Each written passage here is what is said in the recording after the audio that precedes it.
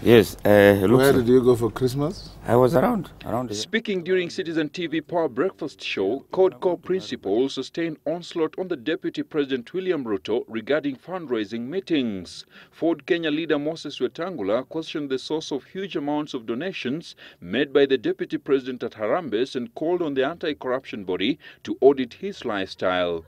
So when you embark on what we are saying, then questions must be asked. But that is not the issue.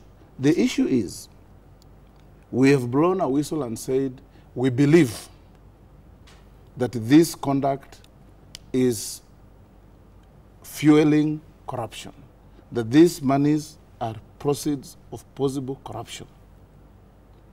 It is then the duty of the state to investigate. The president came up with a very noble idea and said, let's carry out lifestyle audits of individuals. With recent miscellaneous amendments to the JSC Act and the National Police Service Act, which gave more powers to the President in the appointment of the police bosses and the Chief Justice, Code is reading mischief and are warning against the country sliding back to the dictatorial all-powerful presidency days. Because the manner in which you come into office and the manner in which you leave office is what gives you the ability to act freely, fairly to all.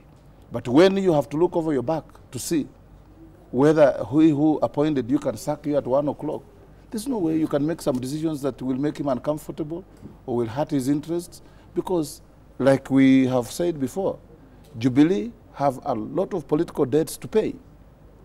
And part of those debts they're paying is what we see, the spiral of runaway corruption, because they're not able to tackle corruption.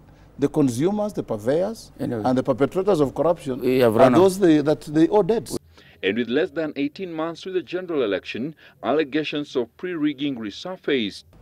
Even if you went to one constituency like North Hall, that is physically the size of the former Western, Nyanza, and Central provinces put together, can you, with 18 million, be able to traverse that constituency to enlist new voters?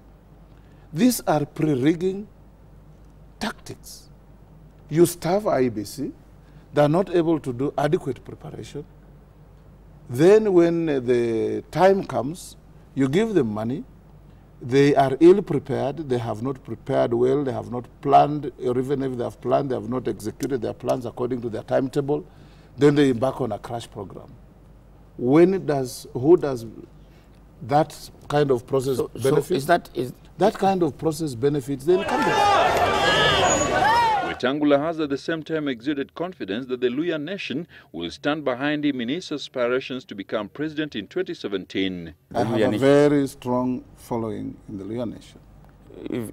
Fully supported by my brother, Senator Khalwale, and others.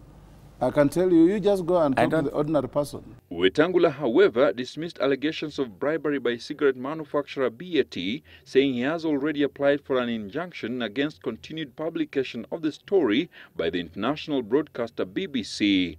During Interparty's hearing today, BBC was restrained from broadcasting any story over the matter. Alex Kubasu, Citizen Live at 1.